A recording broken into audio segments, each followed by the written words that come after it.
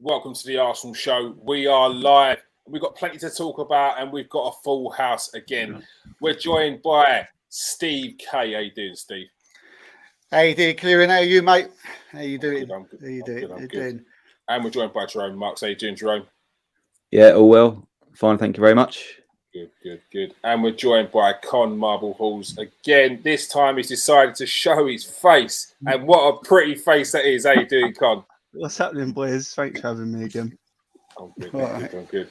All right, we've got a few people in here waiting. I know there's a few people that were dying to see the pod because of the subject matter. There's plenty to talk about tonight.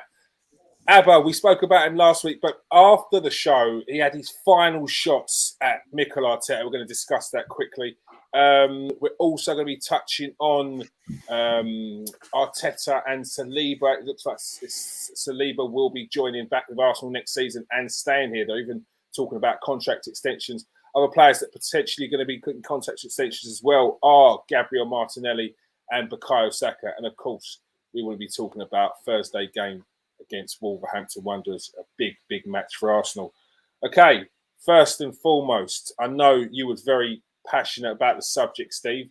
Auba, after he made his move to Barcelona, got asked a couple of questions. He had a few words to say. He said, "My last few months at Arsenal were complicated. That's football sometimes. For my part, I never wanted to do anything wrong. My problem was only with Arteta. I can't say much more. I wasn't happy." Steve, a parting shot or just simply answering the question? Yeah, I think it was a parting shot. I think we don't know what went on in that office. I've said that quite a few times on the show. I think he should have kept quiet. I don't believe that he should have come out with it. He should have just gone to Barcelona.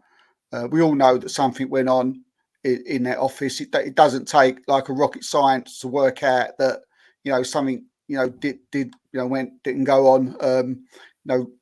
Above just the fact that he had his captaincy taken away, and whatever it was, it's upset him greatly.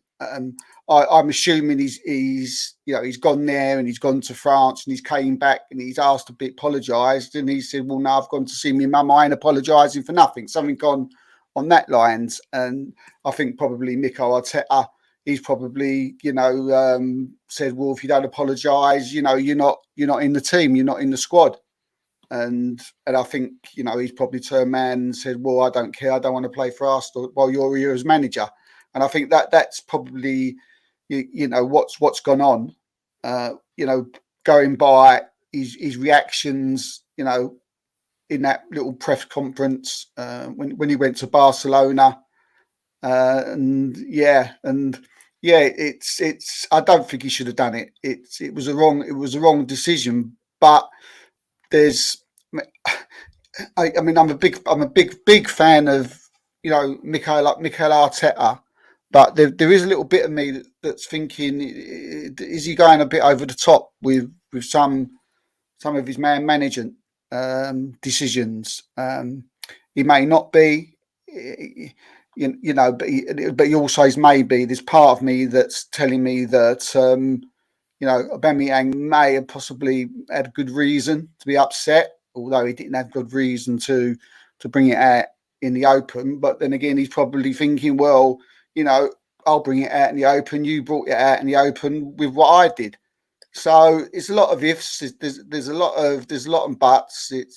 I don't.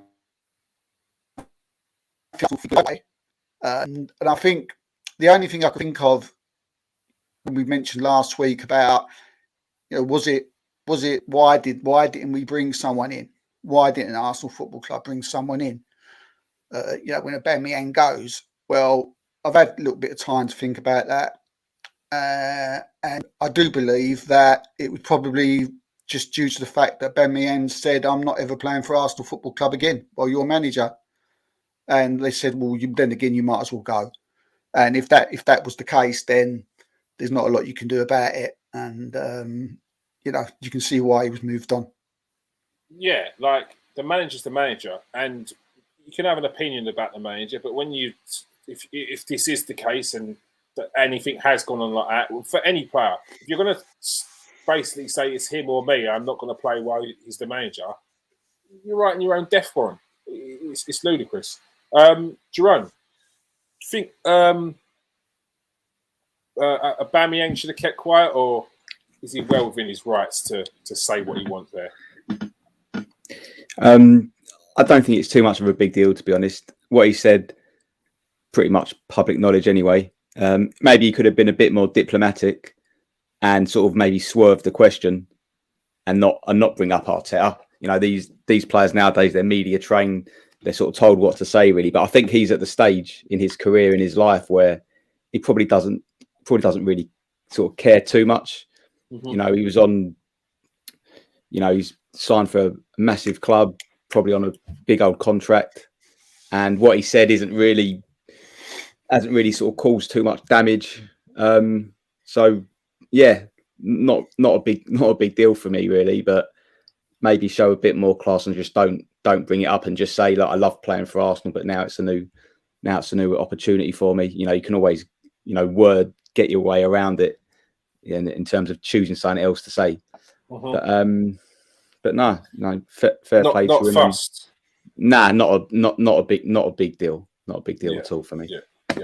Yeah. Con, do you think Aubameyang knew what he was doing when he dropped those few lines that he said about Arteta? No, I don't think so. I think he ain't like he's come out and give this big interview that slating Arteta and quoting Arsenal off. I think he was asked a question and he's just answered it. He hasn't disrespected the club. He's just saying, look, we've had a falling out. It's between me and him. He had a problem. He's not going to start saying, I was turning up late and all this, that, and the other. He's trying to keep it as simple as he can. And I don't think he was disrespectful. I think he's just saying, look, we had a problem. It was pretty common knowledge. And he's sort of brushed over it a little bit. He hasn't gone into too much detail. I think, he's got every right to say that because he obviously thinks he wasn't in the wrong. But I always look at it this way: if he was that badly treated by Arteta, because a lot of people seem to say Arteta's falling out of this person, falling out of that person, the other players were down tools because he's a popular player in the dressing room. True. And if he was treated that badly and frozen out for no reason, the players would think, oh, do you know what? I ain't playing for this fella. He's falling out with this person, falling out with that person. And if anything, we look more together since he's been out of the team. So there was obviously he's obviously a friendly character. The players liked him, but he was obviously taking the piss, pardon my French. And it's just come out now that he's been asked about it and he's been a bit coy and just said it's between him and the gaffer. And I think there's not I think there's not much more he can say on it really. And I think he's been respectful. He hasn't come out, done an interview like Lukaku, gone to some journalist at the club as well. Yeah, started slating everyone off. He's just been asked in his press conference and he's answered it. So I don't think there's no problem with it. Yeah, fair. Do you think, Steve? I know you said about man management. Do you think that Arteta's still got a lot to learn? Do you think that it's been blown out of proportion with regards to there's a section of Arsenal fans that think his man management's poor? We don't know what his man management is, to be quite truthful. Look, he's a young manager. He's probably trying to style himself on Pep. Pep is always a very, very emotional manager. You see him when he comes out in press conferences. You've seen him when he spoke about players in the past. And look, he's still very young, Arteta, and there's a good chance he could, his man management may need a little bit of brushing up on, but I'm willing to forgive that, and I'm willing to stick by him, and I'm willing, he'll improve, and Con, he touched on it there.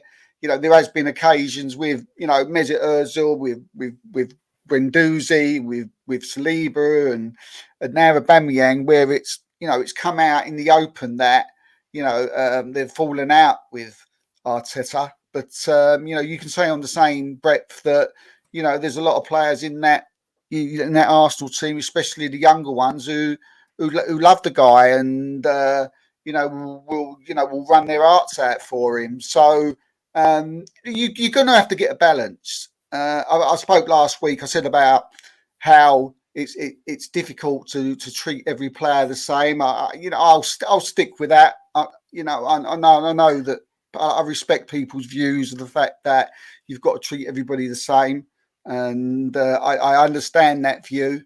But I still think there's an element to where you do have to treat certain players differently. I mean, if Aubameyang was in the last 6 games of the season and Aubameyang did what he did and we're going for champ, would he have done it then? I hope not. Well, I hope that Aubameyang weren't on the form that he was on the last 18 months, because stinking out the place.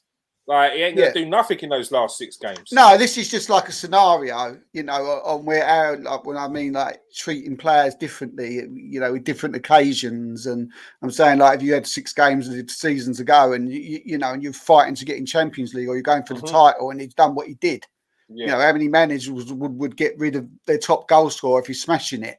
Yeah, there's all these little scenarios. Like, the fan base would be the fan base at the moment are all for Aubameyang. And some are up for Arteta, and they both have got good reasons and good points to say, which one's either or the other. But I'm pretty sure that if Aubameyang was dropped in that scenario, I think the old fan base would be in uproar. But that's just a point to say that I think maybe there is a little element of Arteta's management where the man management does, like you said, it does need to be a little bit ironed out. Yeah, I like his man management.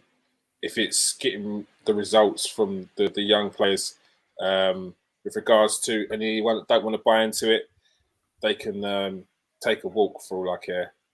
This club needs, in my eyes, a bit more discipline, and he has brought that to the club, and I think it's done him good. But that's my opinion. There's another section of these sections of fans where another player who's gone out on loan, William Saliba.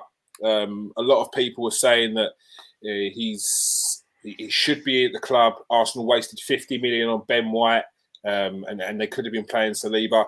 But in an interview, Saliba actually mentioned that he said that it was crucial for his long-term development, giving him 3 or 4 games is not enough.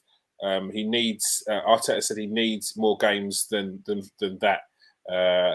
Hopefully he'll come back, and after that he'll be playing a number of games. His performance raising and his development progressing in the right way. That's why we made the decision to loan him out. I know that sometimes it's difficult to explain and understand after the money the club has spent trying to bring him in to send him out on loan. But lots of things have happened, and he's a long-term player for us, and we need to protect him as well. Saliba then went on in December to say that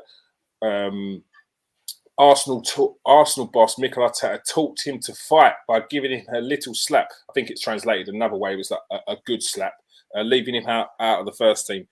There were hard times. He hadn't played even 6 months, but going on from that, he knows that it was a good move. Jerome, will this shut up the people that are saying he was going to get sold? He doesn't have a future here.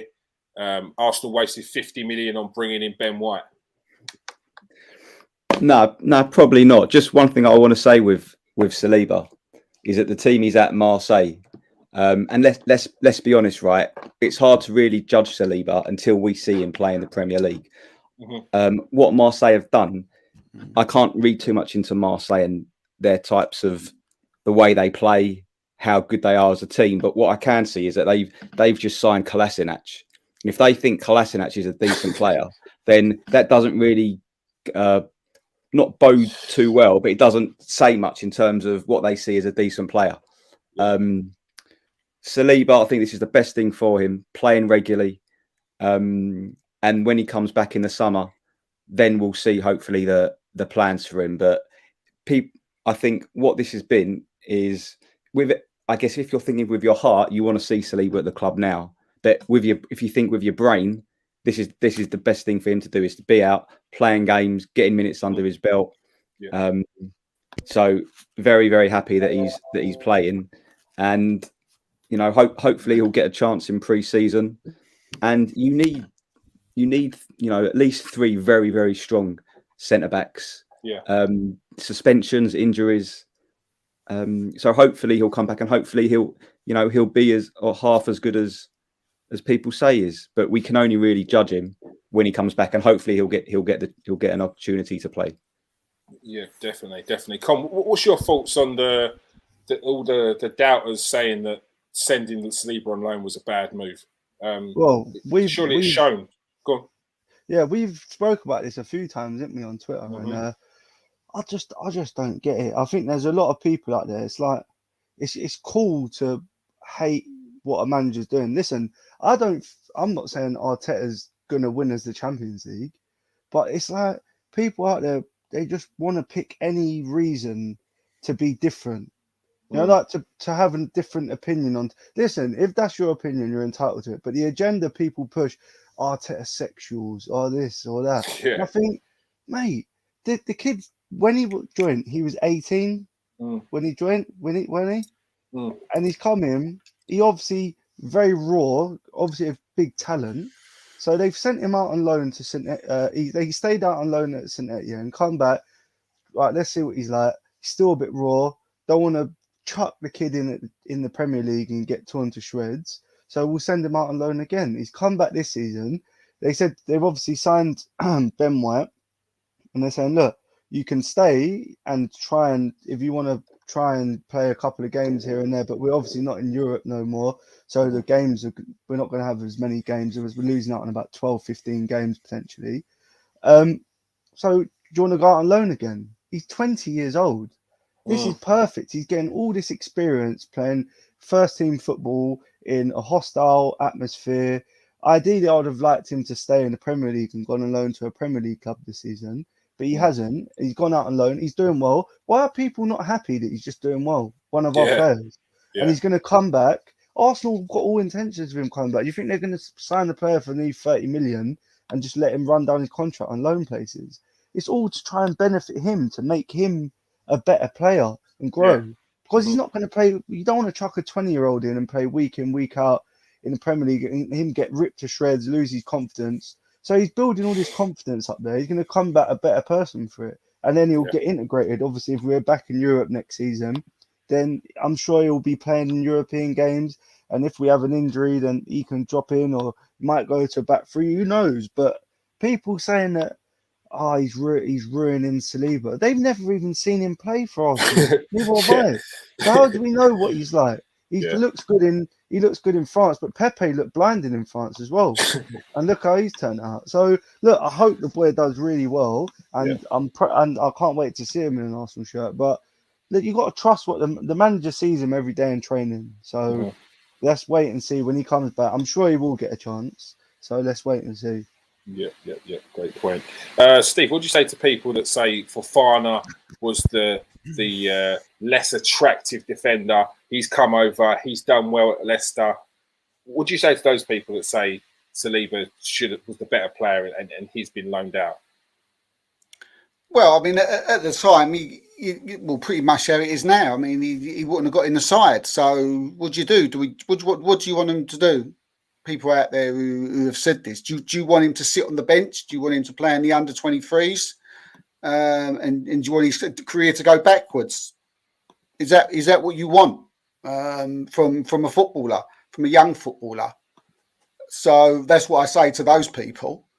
As you said, we've already said he's very young.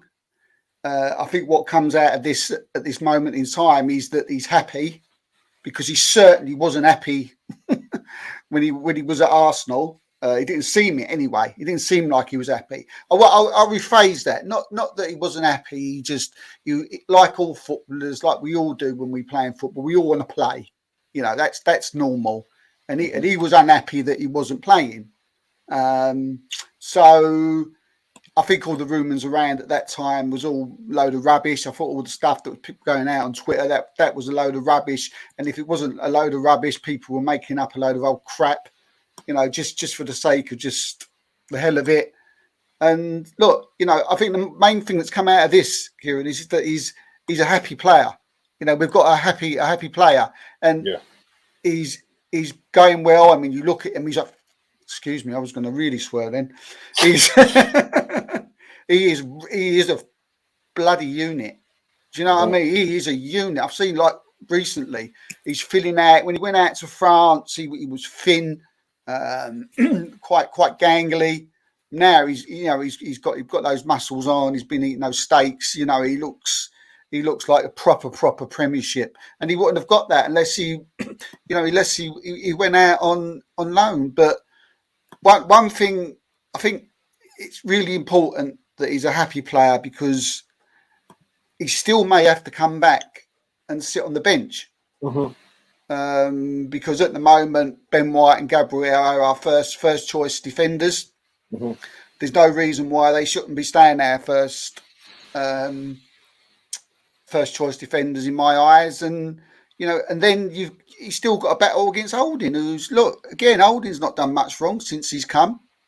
So I could see why people were saying, "Oh, should we keep him out another loan, another longer?" Well, I don't agree with that. I think we should get him back, and he should be battling it out with the best that we've got, and to try and get a first team place. But it's important that he stays happy. It's important that he's got his mind set on the job, which is to sort of pulling out Gabriel or White and making yourself a first team defender. And if you've got that, it's what all top teams. What Liverpool got it. They've got about 4 centre halves. Same with Man City, got about 4 centre halves. Even Man United have got 3 or 4.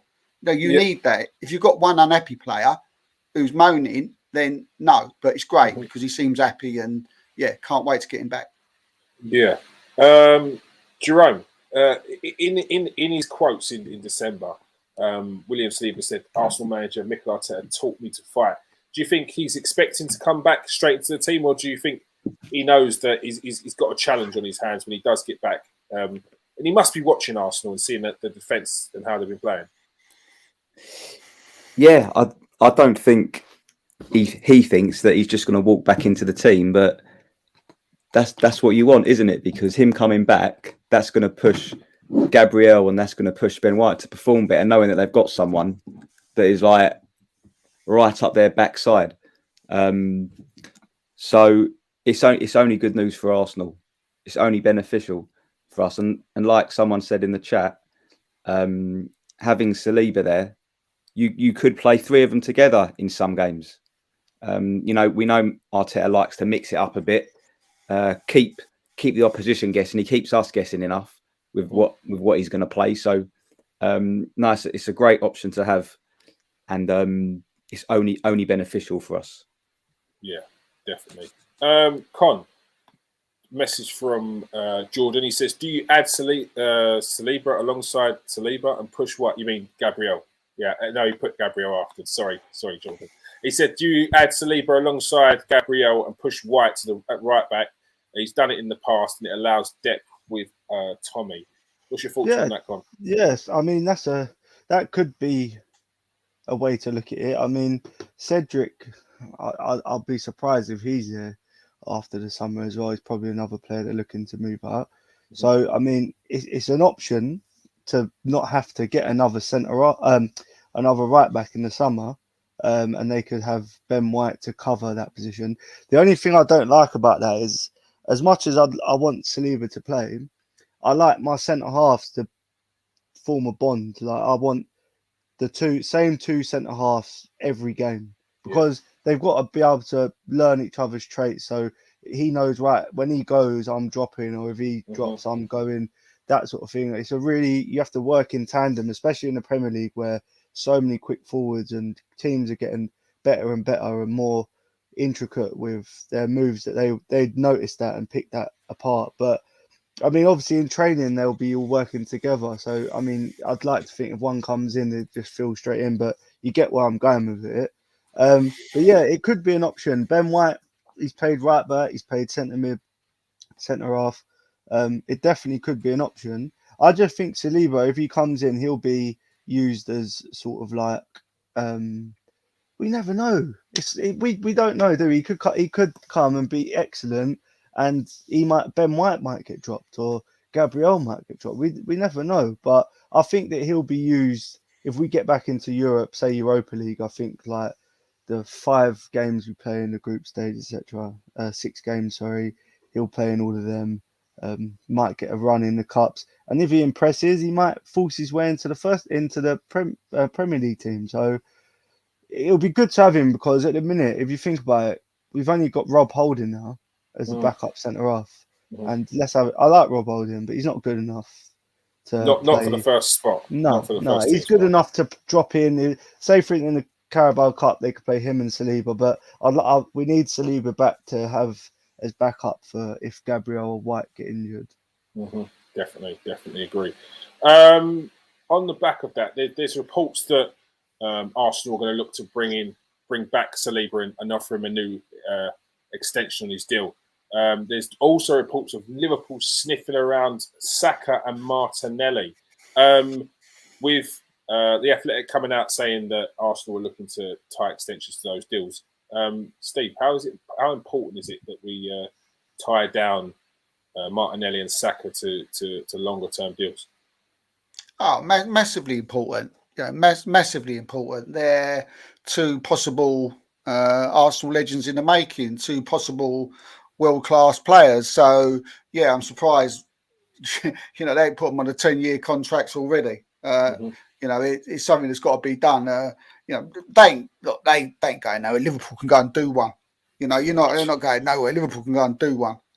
Arsenal ain't that. I mean, if Arsenal was to sell any Saka or Martinelli to Liverpool, then I mean, there'd absolutely be pitchforks and lanterns, like you say, queuing outside the Emirates. So that certainly ain't happening. Okay, funnier things have happened in the past, but no, it's not happening. But no, they've got to be tied up, and as I said, world class legends of the future, and not only those 2 as well. You got to look at Smith Rowe as well, and you've got to put Martin Odegaard onto that. We've got a lot of young players that need to be tied down, and it's not. I've heard people say, look, oh no, we don't want to put these players on big contracts. We know what happens. Look, those big contracts are put on people around about 27, 28-year-old people.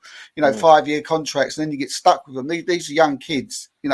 These. I mean, worst ways. You're going to get 100 millions for these people in 3 years' time if worse comes to worse. But so giving these a big contract is not going to be a problem like giving big contracts in the past. But I mean, they're both fantastic players, aren't they? I mean, they can give so much, and at the moment they're sort of holding the team together. And we hopefully that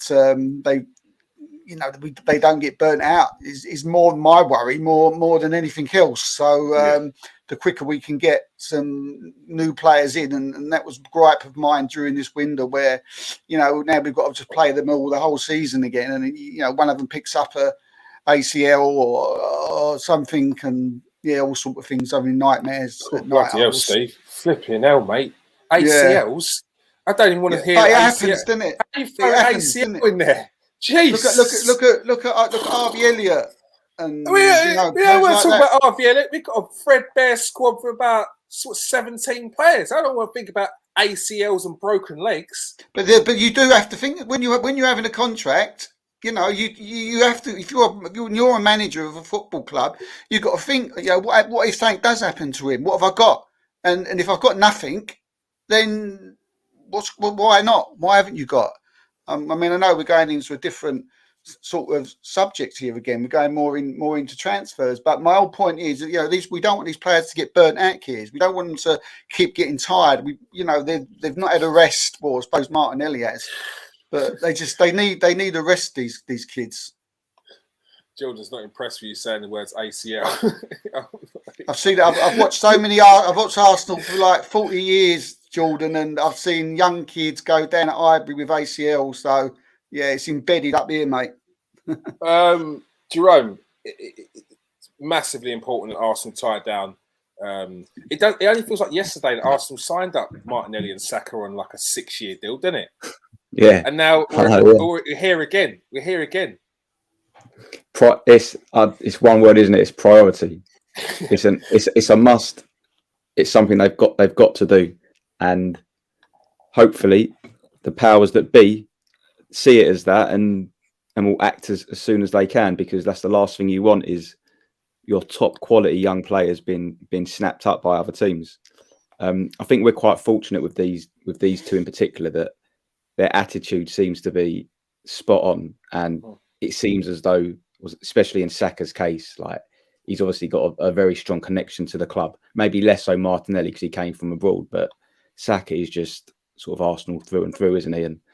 And they need to do whatever they can to keep these players at the club. And I guess one way of doing that is hopefully moving big in the summer and bringing people in that these guys want to play with and be a part, and be a part of. So, but yeah, massive priority. Yeah, exactly. That's yeah. That helps. It does help. That helps for sure. The only worry, not a worry, but I think Arsenal are in a different position to Villa. But you had like a Jack Grealish who was like Villa through and through, and obviously he moved for big money. But the gap between sort of Villa, Villa to Man City and us to Man City, there is a bit of a difference there. Yeah. But, I think Jack Grealish now is probably thinking, oh, maybe I should have waited a year and Pep might not be there because I don't think they're getting on. Con, do you think that Saka to Liverpool or Martinelli to Liverpool, anything we should even be worrying about? Nah, it's got no legs. Arsenal, it's because obviously contract talks start. The agent starts dropping the old, Liverpool have been sniffing around him. So he can get a bit more dough. But I think any big club, you look at the way any big club moves, you look, City recently tied down Cancelo till he's like 33. He had like 3 years left on his deal. You've got to award these players because obviously, although they signed a contract not too long ago, they would probably signed a contract for like 65 grand a week. Obviously, we say it like it's nothing, but in football terms, it is nothing, especially Premier League. So if you look at people like Lacazette and stuff, who they're on 140, 150 grand a week, Saka and they've got to be saying, look, we're doing much more than them. I'm not saying put him on 150 grand a week, but you've got to keep just tallying it up, giving them a bit more money, rewarding their good performances. Yeah, you reward their good performances. They're on small dough. You put them up, add an extra couple of years, boost the value. So if a club like Liverpool does come in, they're gonna have to blow us out the water to get him. And look, if they blow us out the water to get him, then as long as that, I'm not saying I'd ever want Saka to leave, but I'm saying if they say, for instance, they did offer something stupid, then you know what I mean. It's something. It's a conversation to have. But when he's only got 2 years left, they can start sniffing around and start going, oh yeah, we'll give you this much, that much, just run it down for another year and we'll put in 30 million, like what we've done with people like, I know Ox ain't nowhere near as good as what Saka was, but similar situations where we let the contracts run down. So it's just a sign of sensible movement, rewarding these kids for what they're doing and paying them what they should be getting paid. And in return, Arsenal are getting an extra couple of years on their contract to boost their value. So I wouldn't read into it too much. All right. Yeah, it's good to hear because I'm sure there's a lot of worried Arsenal fans or angry Arsenal fans like peppering Liverpool's comment section every time they post saying stay away from our players. I'm one of them, so but don't judge me. What about Arsenal scoring goals? We're in a situation where we're a bit light up top. Pepe's just come back from AFCON. He's had a couple of good games. He scored a couple of good goals. Steve, is Pepe the answer? Can Pepe play down the middle then? Yeah, can he replace Lacazette? Yeah, look, I think we were talking last week about desperate times, and I think if depending on what our aim is and where we want to end up, I think we're at desperate times to get into Europe, because we've still got to fight West Ham, we've still got to get past Manchester United, even if we don't get into the Champions League. So Pepe down the middle, I'm pretty sure that that Lacazette can't do that job for the rest of the season. Mm-hmm. And look, let's give Pepe a go. Look, we know what Pepe can do.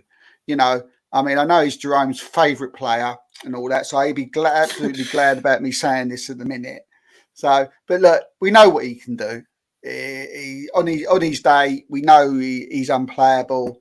But then there's another day when he's like on Bambi on ice. But you look at his stats. He can score goals, and the only worry I have with him is that can he do that job where he needs to sort of do that work rate job, where he'll have to keep running back every now and then and playing that false nine position like Lacazette has been. And I don't know, maybe they can do half each half. Maybe they can swap. Maybe they can alternate it. Maybe that's something that they can do. But I think Pepe's got the quality. I think he's been to AFCON. He's been playing well in AFCON. He's been scoring goals. And yeah, there's nothing more than that I would love to see Nicolas Pepe than to, start making his name for us, against, for Arsenal. And give it a go. I think he could. I think he could do it. All right. Jerome, I know you're a big fan of Pepe. You got the shirt. We were talking the other week about you potentially getting a Nicolas Pepe tattoo. Don't believe him, Con. Con, don't believe him. I'd opt against it, but however, it's your decision. Yeah? I see it the other day. He's already got one. Mikel Arteta, it's rumours that he's had a chat. He's had a private chat with Nicolas Pepe. Nicolas Pepe wasn't interested in any moves during the January transfer window with Lille and Lyon sniffing about there. Do you think there's an option there? Like, do you genuinely think that Lacazette is the man to take us through to the end of the season, or will he have to get some help from Nicolas Pepe? I can't see him playing Pepe through the middle just purely because he hasn't done it so far. And in addition to that, he's hardly started this season as well. I don't read too much into the sort of international football, how these players perform at international level, because it's in a completely different team, completely different environment, completely different settings. El Nani got in team with a tournament, didn't he? So, I don't read anything. You had to drop that one. Cheers to Jerome. Cheers. He's sitting here hoping. All we have is hope. Hope in Lacazette's belly. Like I like Lacazette. I give you such a good build up there, Jerome. To sort of take it on. But you needed to take it on from Lacazette doing it for the rest of the season. Although he's a second half of the season player, I just don't see him. Don't see it. I think there's more chance of him playing Smith Rowe down the middle than Pepe, because he's done that before, or maybe Martinelli perhaps. I don't think the African Cup of Nations is going to have any impact at all on how Arteta sees this team. But what about our forward. squad numbers? I just can't see it. Like that should have something to do with it. Like our squad numbers, we're threadbare. Be positive, Jerome. Yeah, but he hasn't done. He hasn't done it. He hasn't even looked like doing it. He's only played Pepe out on the wing. He hasn't even played him behind the striker. I don't think he sees him central. You see Pepe, he's out on the touchline, getting as they say, getting chalk on his boots. I don't think he sees him down the middle. Look, maybe he'll change it up and he will play Pepe through the middle, and I'll look stupid, but I just can't see it. I think the best chance that we've got of seeing Pepe in an Arsenal shirt is coming off the bench for 20, 15 minutes here and there. Because he's not going to take the place of Saka on the right. He's not going to take the place of Martinelli or Smith Rowe on the left. And Lacazette's the forward, and I just can't see it myself. But maybe just before you go, do you think he's got the ability to take over from Martinelli and Saka? Imagine put him on a good day. Put him at his best. Yeah, we all know he has these moments of, you can call them brilliance, or he has these individual moments where he'll make something happen. But I think the way Arteta likes to play, I just don't think he really fits into it that well. Yeah. But he'll score a goal here and there. Yeah, But I think Arteta, mate, that's what we need. Maybe wants more than that. Yeah, I hear what you're saying. I just like that. I think that's what we need. We saw against Burnley, keep on battering down the door with the same style, but you do need those players who could just create something out of nothing. It may stumble bum for a couple of players, drop a flip flap, and then put it in the top corner.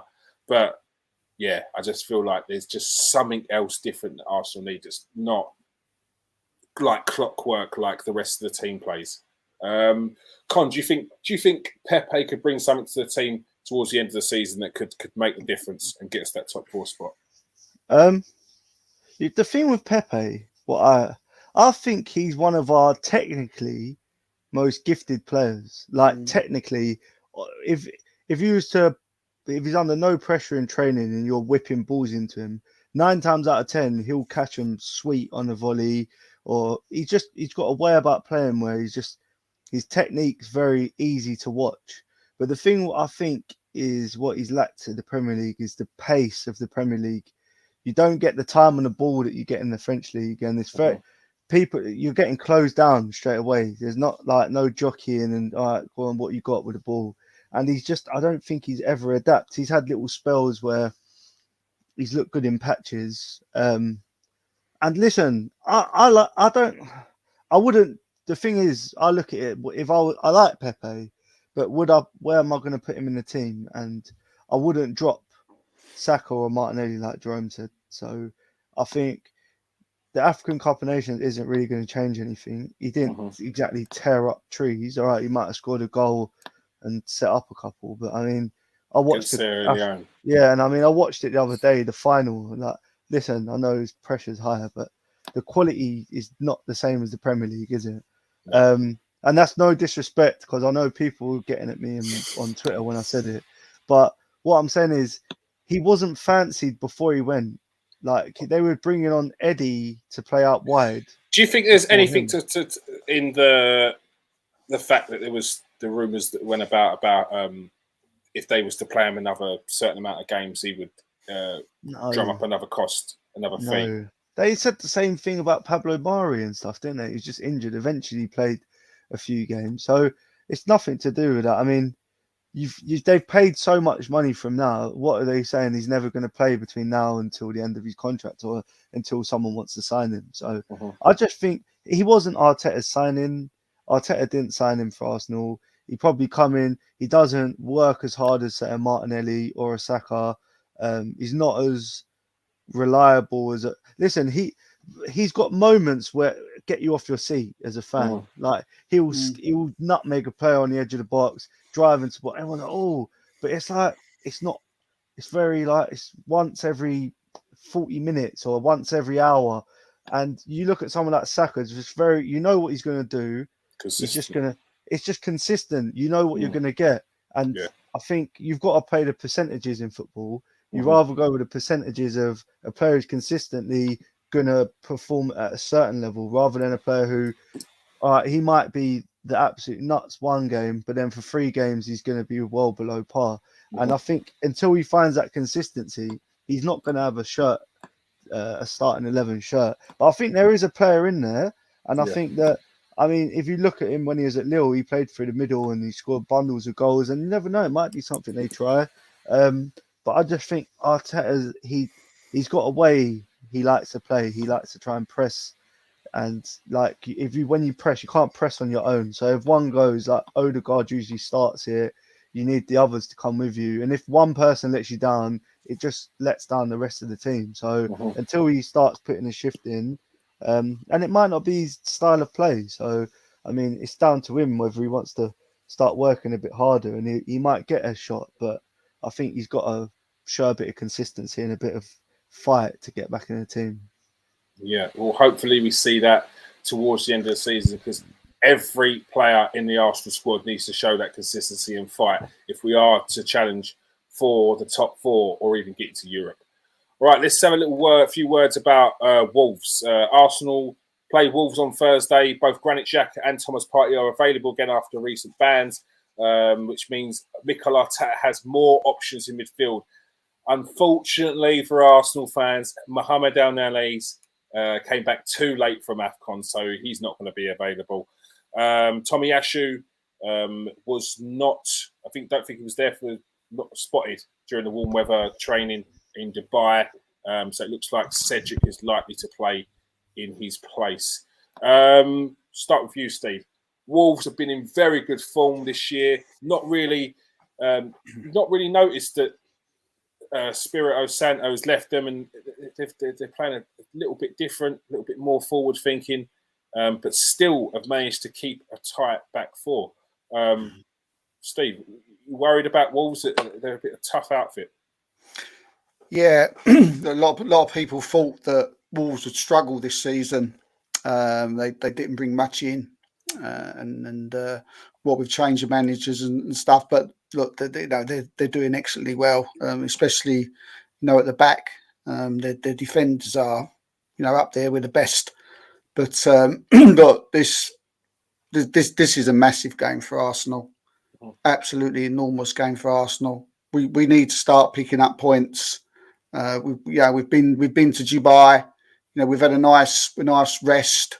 There's no excuses now. Like you already said, we've got Xhaka and Partey back, and again, they haven't played for a while. Well, Xhaka hasn't, but it's going to be a very difficult game. And Jimenez, he's up there. We're starting to score goals again, and like I said, it's going to be really, really important. And it's who's he going to play? I mean, is he going to play Lacazette? Will Pepe come in? But the most important thing now is that we go on a run, because these next few games, they're very, very winnable, and we should win them. And I've had a look at the fixtures of the other teams around us, and they're on the same. I mean, they should be picking up points in their games. So, look, I mean, if we're looking at getting into Europe, I think Champions League is a bit of a hard breath to get to at the moment. But so we need to start winning these games again. And it sounds like we've got a full team out. I mean, I don't know what all this. People. I see a lot of people today having a go at Ben White. I don't know. People are imagining that they don't seem to. They seem to want Saliba to come back quick. There's a certain segment that for some reason don't like Ben White. It's odd. I think they were stuck on.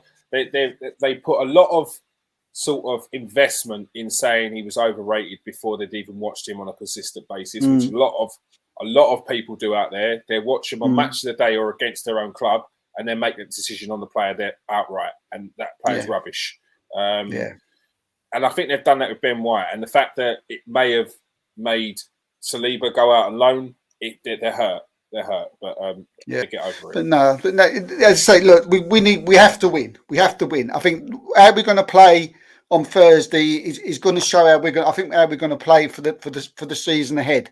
I said there's no excuses now that we've been to Dubai. I am worried about the goals, and there's no point going into it again. Why we haven't brought a player in. We can all go on about that, but we'd be doing another show. But it's Arteta's got to put out a team now on Thursday, and it's got to go win the match. Jerome, no Adama Traore. He always causes a bit of trouble in these games. His power and his pace. Wolves still a tricky outfit, though. Yeah, definitely. And I think people are not forgetting, but they're only 2 points behind us in the league, Wolves. Like, they beat us, they go above us, and then that's another team to contend with. So we've got to put a bit more space between us and them as well. This whole Europe thing, top 6, top 7, nothing's a given. Like, you got to go and get the points. To be fair, I think I'd rather Traore still be with Wolves if that meant Tomiyasu was going to be playing. I think Tomiyasu is a massive miss for this team, and it's an even bigger miss if it means that Cedric is coming in his place, because I think that right side is completely different, and what Tomiyasu gives you is another level to what Cedric can do. So yeah, but yeah, you're right. Traore's a player that can produce a bit of magic, can beat 4 players in the space of a few seconds and sort of turn a game on its head, sort of thing, just with one little run. So yeah, very happy that he's not in the team, but still a very, very, very difficult game. But hopefully, apart from Tomiyasu, everyone else that we sort of want in that starting 11 will be there. So fingers well and truly crossed, and they've had a bit of a break. Hopefully, they'll be nice and rested. Not too sort of rusty. Sometimes having a bit of time off can, you need a bit of time to get back into the swing of things. But hopefully they'll be fresh, but in a good way. Nothing wrong with a full bit of warm weather training. You're over here all stiff, can barely do your zip up, can't do up your shoelaces. You remember them days, wet, raining, dripping. Not that these players are still with that. I don't know if you remember when we used to play when we were kids. Definitely when we were kids. For some reason, after the game, there used to be a team sheet come in, and you used to have to put your signature next to your name. And after a game in the freezing cold, holding a pen and writing your name was impossible. Bro, I remember I couldn't do my flies up one time. I couldn't do my flies. My hands were so cold. I could not do my flies up. It was always all right after the game. I was fine after. It's before the game when you're running out on them cold pitches and them boots. You can't move your toes. Oh, when you can't do the end of your toe. Yeah. Cold. The old man's days, shut up. What are you worried about? Get out there. Stop moaning. Come on. Go and score some goals. Meanwhile, they retired at the age of 19, and that was it. Dodgy knees. Before we do move on, please press that subscribe button, smash that like. If you are on Twitter, come over to KS1 TV, smash that like, smash that subscribe. If you're watching on Facebook, change your settings so we can see who you are and join the live chat. Con, are you worried about Wolves, or do you think this Arsenal team can put in a solid performance and get 3 points on Thursday? I'll be honest. I worry about every game of Arsenal. Whether it's not a joke. Whether it's Norwich or whether it's Burnley or whether it's City, I just never know. We could. I think with Wolves, what we got to do is we can't because they are a good side, Wolves, and you just can't let them settle. Because Arsenal have got this thing where they can blow teams away in 20 minutes, score 2 goals really quickly, and the game's done. Just sit back, settle down. Because they don't score a lot of goals, Wolves. That's the one thing, but they don't concede a lot. So I think whoever scores first will probably go on to win the game. I say that now. I will probably score first and lose 3-1. But am I worried? Yeah, I worry. Like I said, I worry about every game. And the next 17 games are 17 cup finals. I mean, if we can get 10 wins and 4 draws, I'm not saying that I think we're going to get 10 wins and 4 draws, but I think that will get us top 4, to be honest. But go on, Con. But I'm not go on. Do the war cry. I'm not saying we're gonna get that, but I mean it's just a Did I hear that right? Do you say we are gonna get top 4, Con? Can we have that put in the comments, please, on your notes? I'll click that. We're gonna get top 4. There we go. I love it. I love it. I worry about every game, to be honest with you. And have we got what it takes to beat Wolves? Yeah, I think we've got what it takes to beat any team in the league on our day. But it's just when's our day? Do you know what I mean? That's our problem. Is we're too inconsistent, and we shouldn't Wolves. We should be looking at Wolves thinking, yeah, that's 3 points. No disrespect to Wolves, but it shows where we are as a club at the minute. I know they've had a decent bit of investment, but they're missing some good players like Pedro Neto. He's still up for them, isn't he? Yeah. He's like one of their, but I love him at Arsenal. Oh yeah, I'd love him at Arsenal. Neves hasn't, not Neves. What's his name up top? Jimenez hasn't really been the same since his injury. So they're still, they're not the team they was. I mean, Moutinho's not getting any younger, and I just think to myself, we should be turning teams like this over. Do you know what I mean? And it wouldn't surprise me if Arsenal went and won 3-0 Thursday, but then it also wouldn't surprise me when and lost 3-0. So, like, that's where I'm at with Arsenal. There's no Oh, to be an Arsenal fan, eh? Yeah, I was sitting there with a 3-0. I was on the edge of my seat. I was picturing it. Yeah. And he just killed it. Well, Absolutely no, killed it. do you not agree? Remember, look at Burnley, weren't it? It's the same. You know, can't beat Burnley. I think last season it could have been a 3-0 either way. I think this season it's like it could be a 3-0, it could be a 1-0. Yeah. It could be a 0-0.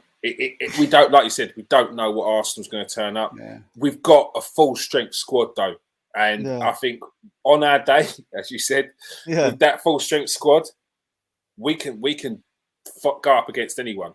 Did you say Tommy Ashew's fit? I don't. No, Tommy Ashew's not fit, so we are one down. Steve, give us a quick predicted lineup. Quick predicted lineup. It will be Ramsdale. It will be Cedric. It will be White, Gabriel, Tierney, Xhaka, Partey. It will be Odegaard, Martinelli, Saka. Xhaka's out, by the way, Steve. Still. Xhaka's out. No, he's still. Yeah, 3 games he got, didn't he? Who's he? No, because it was because it would have been 3. It would have been 3 games, wasn't it? Yeah, but it would have been 3. It was a red. It was straight red, but it would have been a yellow. It would have been a 3-game ban if it was not for the last man. It would have been a 3-game ban if it was because it was a high foot. Sorry, Steve. That. That's all right, mate. That's all right. I got worried there myself, mate. I'm like reading it in the Evening Standard like right now. Yeah, look at it. Look, see what it's come to. People are absolutely worried. What do you mean? Granit Xhaka ain't playing? What? What do you mean? Well, it's just Granit Xhaka or Sambi the Conga. Like he ain't there yet. He ain't there yet. He's not there. He's not there. I wouldn't mind the other guy from the other side, Neves, in there, but I think him and Xhaka are very similar. So not, but yeah. So yeah, I think the only sort of if or but would be who's he going to play down the middle? Will it be Lacazette, or would he do what, like, I don't know if it was Jerome or what Con said, and play the false 9 and put Emil Smith Rowe in there? Personally, I'd like to see Emil Smith Rowe as the false 9, because I just like to see Odegaard and Emil Smith Rowe in the same team. Personally, I don't want to bring Martinelli into the centre. Reason why? I know he can play in the centre, but I don't want to mess about. People kept saying that about Aubameyang playing in the centre. He couldn't play in the centre. He was rubbish in the centre. I don't know where people keep getting it from. He played on the left for Dortmund. You know, Martinelli smashing it on the left, keeping it at the left. Don't change it. And so out of Lacazette, that's from Will Smith Rowe. He'll play Lacazette down the centre, but personally, I would play if I was the manager. I'd play Will Smith Rowe as a false 9. All right. Jerome, give us a score prediction. 2-0 to Arsenal. But not like Con said before. Like I'm not sort of confident with that, but more in hope than expectation. 3-0 away from home to Wolves, it would be a very good result. Con, what's your score prediction? I don't know. Do you know what? I think we'll win. I think we'll win. 2-0. 2-0. 2-0. Right. I think it will be comfortable in the end.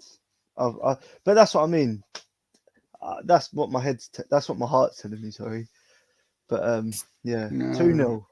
I'll stick my neck on the lamb. Steve, what's your score prediction?